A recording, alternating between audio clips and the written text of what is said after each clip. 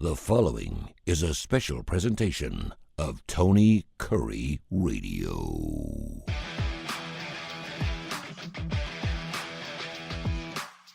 Hey everybody, Keefer and Kurre back with you on this Tuesday morning as we are taping this program.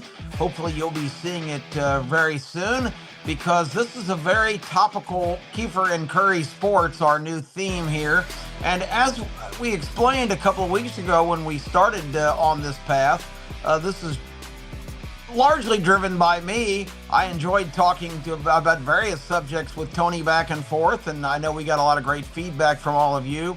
But I do a lot of kind of packaged sports programs, don't get a chance to really get into the minutia and the issues a lot of times. So this gives me an outlet to do that. So I appreciate everybody indulging us. And today, to make the example of what I talked about last week, we're not necessarily just pinned down with sports. We can also go some different directions. And a direction, Tony, this week has emerged.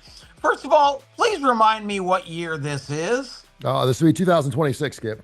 Okay, I thought maybe I had fallen into some kind of time warp and it was 1956 because in the last week, we have had several major eruptions where everybody's pointing the finger and calling the South racist again. I thought we had kind of made some progress since 1956, especially in the mid-60s, the Civil Rights Movement and the Voting Rights Act, let me get that right, which basically initiated opportunities for African-American citizens to have districts drawn to give them more representation in Congress and in local elections. And all of that has gone merrily along. I don't think we're perfect yet, but I guess this is the best place to start, and I'll give you the angle of why it's related to sports in just a moment. Mm-hmm. But, I mean, what's your feelings?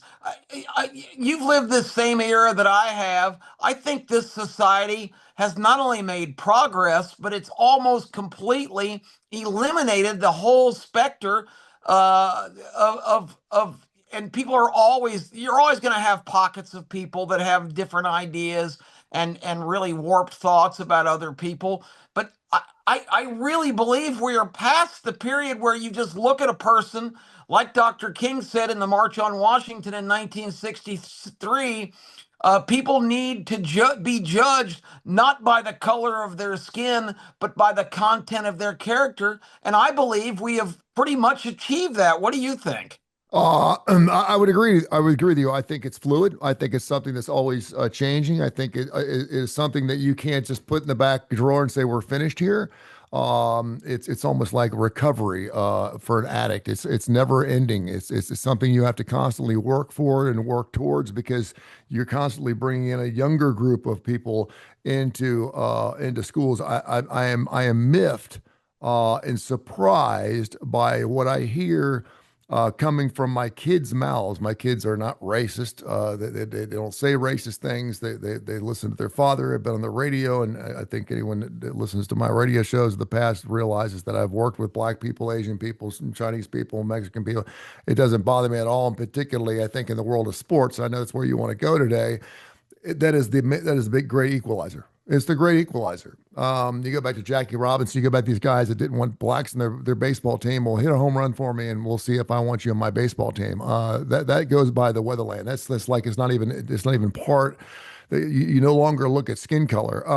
When it's coming down to color in sports now, I think you bring up something interesting. I know you kind of want to get into the voting acts, and I think this is just very poignant, particularly since we've got today's voting day, and we're all getting into it, and it's just amazing to me. I'm for the most part, I think most of this country, at least for several decades, maybe into the last 50 years.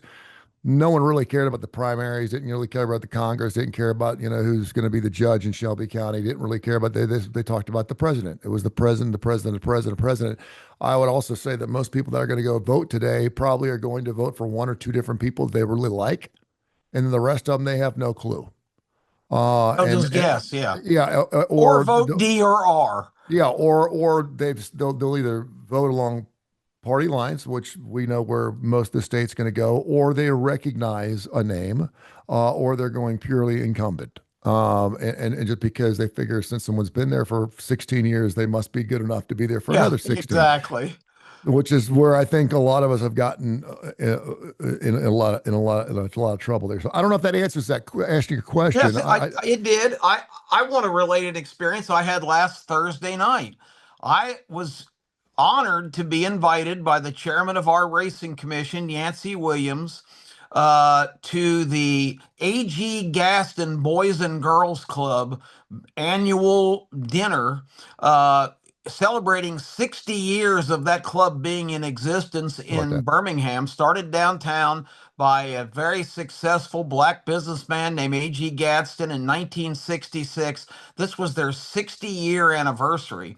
And I went to that function, and I was not the least bit uncomfortable. I was probably only one of maybe 15 or 20 Caucasian people there.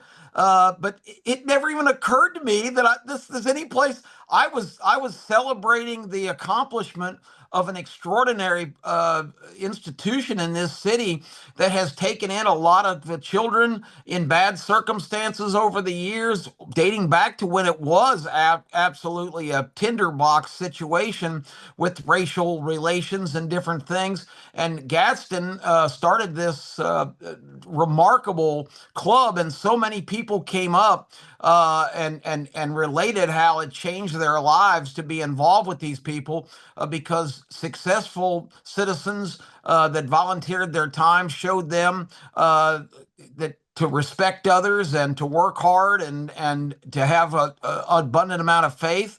The guest speaker was Jalen Hurts, who's got a Nice. pretty interesting story, of Hmm. course. Yes, And he he and does. Mayor Woodfin were on the stage having a dialogue for almost an hour.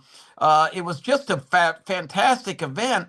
And as I've seen these things unfold in the last couple of days, after that experience, where I left there really feeling, I don't know.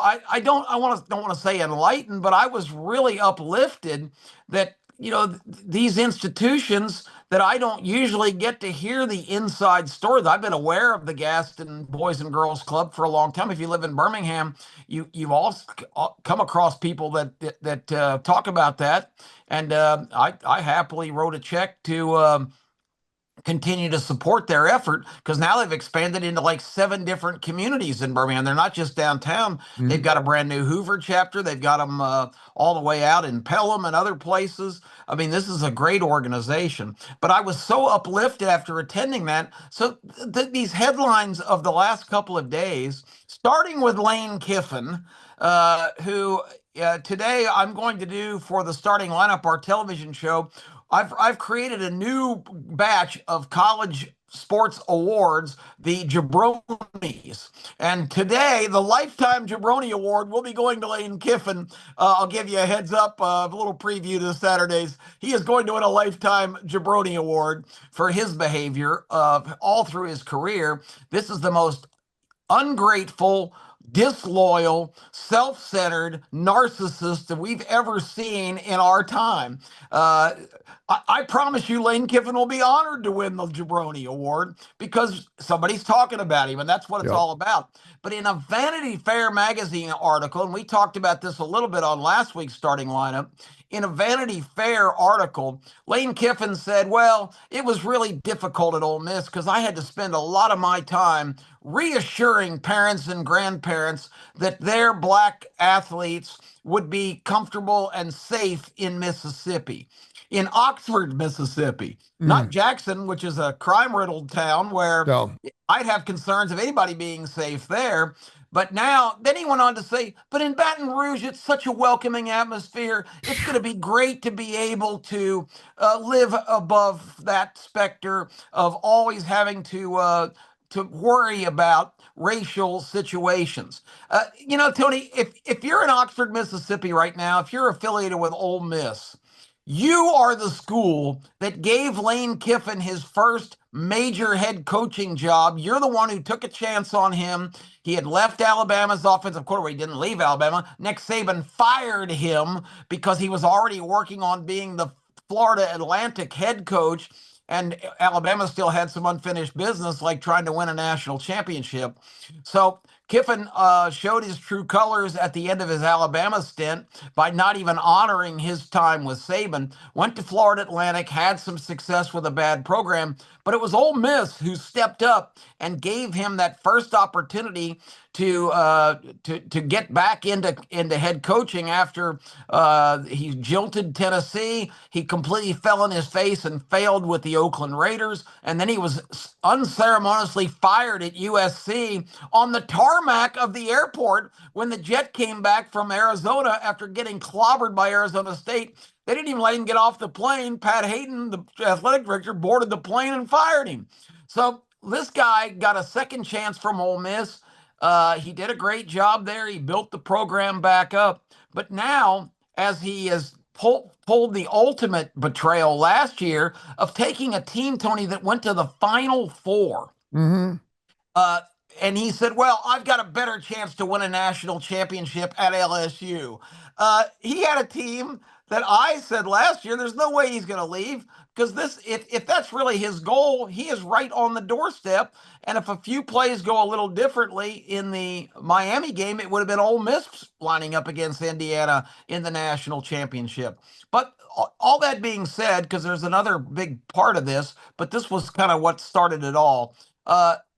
To suggest that there's still rampant racism in Oxford to a school that really gave you the opportunity to get back into prominence and be in position to get all these big jobs. And like a cheating husband, this guy dabbled, he said in that same article, that he spent a lot of time trying to convince Florida and Alabama when they had openings to give him those jobs. So even though the school that he had gotten the chance from, he was still flirting with all these other schools, wanting to go somewhere more prominent.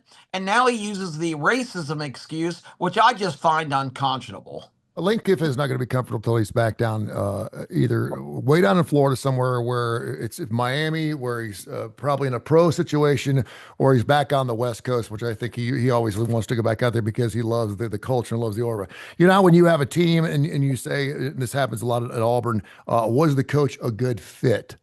Was the coach a good fit? It's not whether he's good enough to be a coach. It's whether he's a good fit. Lane Kiffin has kind of taken that whole fit thing and turned it upside down and reversed it.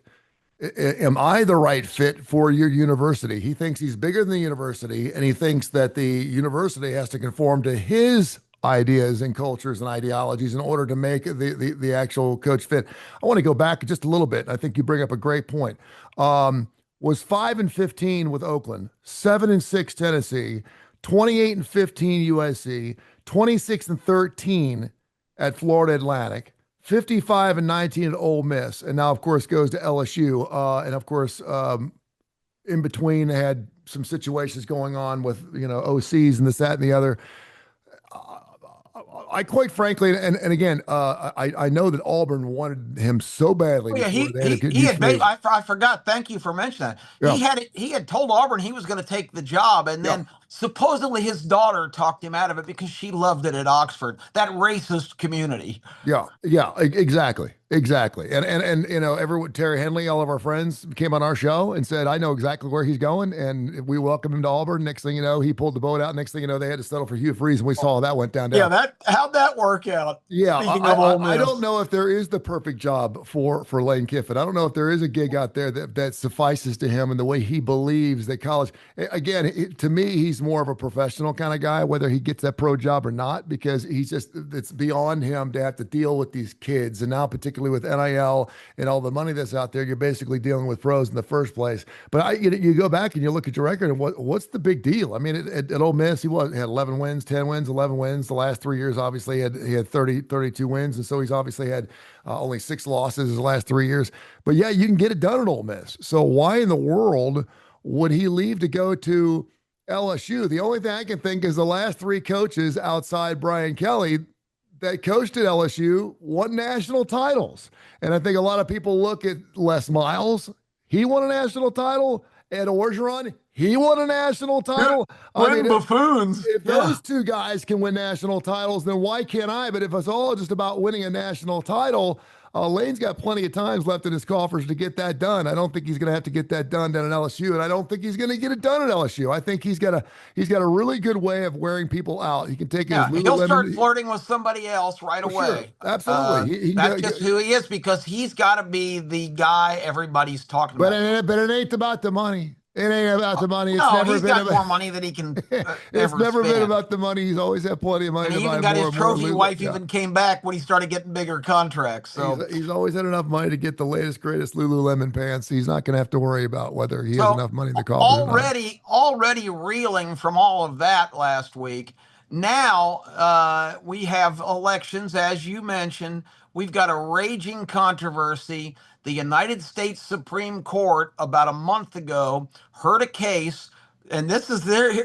Here's a little irony for you, Tony. The case was brought by the state of Louisiana, challenging the Voting Rights Act that was passed by Congress back in the 1960s, which created districts that would lead to giant majorities of African American citizens in those particular districts, and it would promote electing more African American candidates to Congress. In theory, that was a good thing at that time when certainly more representation and more respect for that segment of our population, which at that time was still only 11%. So Mhm. if you go back and look at it logically, not with a racial spectacles, and I'm not saying it was the wrong thing to do at that time. It probably was very very laudable that they went that direction. But the problem is, now all these years later, the state of Louisiana finally challenged that action constitutionally, and the Supreme Court came back and said, well, you can't have districts drawn intentionally for any particular proclivity or group of people. And so they basically said the Voting Rights Act was improperly and nobody had ever challenged it in court before.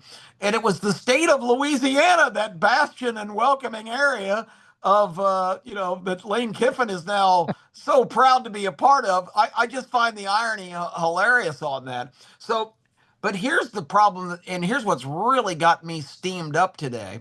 I had read over the weekend on X, somebody had made this dramatic post about the South is reverting back to what it always has been, and it's just been pretending all these years. Now the South, all these southern states, are having legislative sessions to redraw districts and keep Black Americans from having any chance to be elected to Congress. And this is just Jim Crow number two. Yeah. We're right back to the 1960s, and the suggestion at the end of that article was perhaps the thing that they love most in the South, college sports, needs to be make a statement, and people, recruits that are considering going to SEC or Southern schools should go to states and play and bring their talents to states that are not in this posture, basically talking about blue states, the New Yeah. Yorks, the Michigans, I can go through the list. And I just blew that off as some crackpot. Yesterday on the Paul Feinbaum show, um, I had it on. I had my headphones on. I was doing some work outside on a glorious sunny day, hot day. And I was listening to Paul Feinbaum. In the first 2 hours, he had three different callers. So this is not an accident. This is an organized thing now. This is a desperate move as states redraw districts. These people were suggesting the same thing, that families and recruits should not go to Southern schools now to protest what's happening there. To me, here's the Paul Feinbaum show, the premier national call-in show, and he devotes so much time in those first 2 hours to this political issue, and it has nothing to do with college football or college sports. As you well know, college athletes are making their decisions now not on cultural things, not on history of particular regions, not on how they vote. It's show me the money. It's the money, Tony. That's what Yeah. they're making their decisions based on. And I don't think any 17 or 18-year-old kid who's grown up in this country is motivated by making college decisions.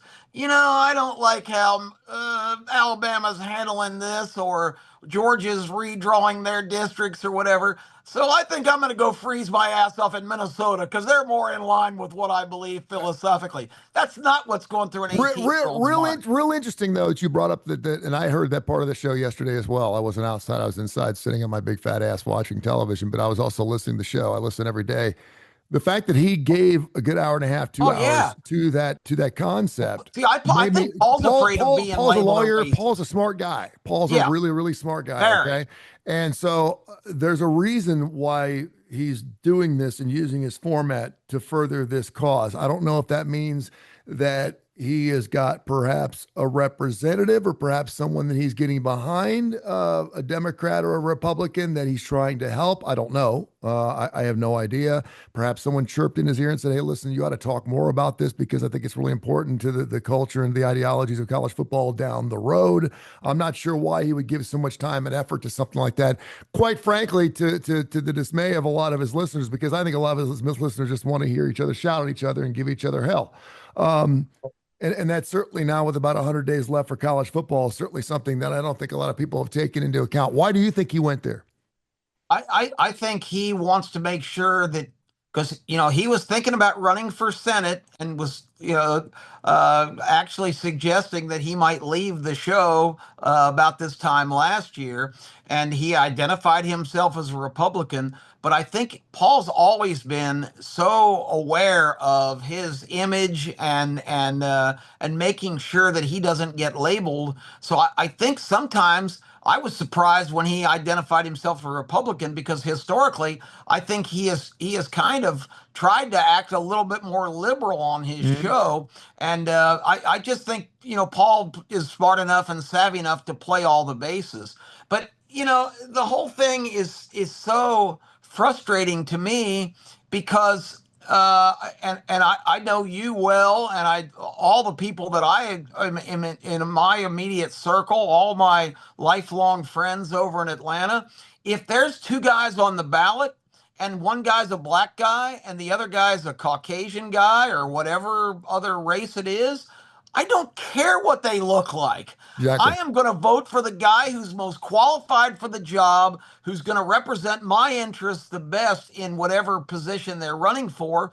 I just think it's so insulting to everybody that, I always use the example when I watch the Olympics, and it's the, the whatever 400-meter race, and they show the lineup, and the three guys from the United States that are in the finals are African American black guys. Then they show a couple pasty Finns and a Russian, and maybe some guy from, I don't know, that's just found his way in there from Norway or something.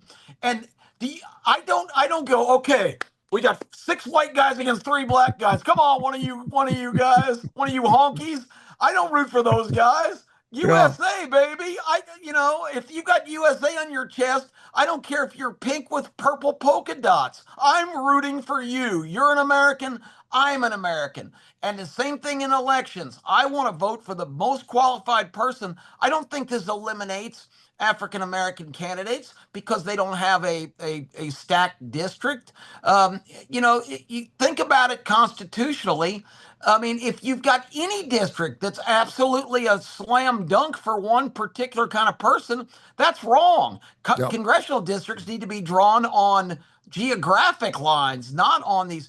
I don't know if you ever saw the map. Virginia tried on the opposite side. Virginia's totally Democrat controlled right now, and that's a big point that I want to make here. And I'll stop talking. But Virginia redrew their congressional maps this year. They got thrown out by their own Supreme Court because of the fact that they didn't follow proper procedures. But this map, Tony, looked like 5 octopus on top of each other. They had these long, It skinny did. lines that would It extend did. from Yeah. southern Virginia all the way up to the border of Maryland. And they were drawn intentionally to get as many different kind of Democrat voters involved. And that's, at the end of the day, the main point I want to make. This has nothing to do with race. It has nothing to do with black and white. This is Democrat against Republican, because right now, with these traditionally historic, let's call them what they are, African American dominated districts, it's almost a slam dunk automatic seat for the Democrats. And they're panicking now, and they're trying to drag sports into the equation in a desperate attempt to try and to have backlash against these states that are redrawing these things the way that they constitutionally were intended to be. This has nothing to do with black and white. This is Democrat, Republican. This is simple politics. It's nasty. It's ridiculous. And leave my sports out of it. Amen. And I could stop right there. I think that's a beautiful ending to a wonderful story, a great plot line. Leave my sports out of it. I just got a chance to go speak at something called Top Soccer for special needs kids at Liberty Park last week. I was with the mayor of Vestavia Hills, and he's just a wonderful guy, Mayor Ashley Kurre. And we were talking about, where does that line between Hoover and Vestavia Hills match up? And you want to talk about a strange Virginia line. Vestavia Hills is like this long, thin the town line. of Hoover is insane. It looks like the Gaza Strip. I mean, it's funky. It's weird. I don't know where that was written up or how that was written up or how Hoover annexed enough land to make sure they had that outside piece. But Vestavia Hills speaks for itself. It does extremely well. And to your point, I was at that A.G. Gaston dinner last week at Ross Bridge, which is fabulous, by the way. Folks should spend more time out there. I'm out there every day. I'm out there. Brand new area. It's just great. And to think that Ross Bridge is officially in Hoover, as is Greystone, where they played the tradition last week. Those are like 20 miles apart. It's crazy. It's crazy. Yeah. They're like I think he said that from one end to the other, it's like 32 miles or something for Hoover, which is insane. All right. Starting lineup again this weekend. We will be right around 100 days from college football. I can't wait to do the show with you. 10:30, 11 o'clock on ABC 3340. We got the legend. Don't forget the Jabroni Awards coming up. The Jabroni Awards coming up. A lot of fun this week. We'll do Kip Perspective. We'll do the legend. We'll do some bone fragments. It's all going to be coming up this weekend on ABC 3340. I know you're heading down to the beach for a few days. Please be careful down there, and we will check you out on television coming up this weekend, my friend. I look forward to it. And thanks again for all your time. Hey, Tony, thank you.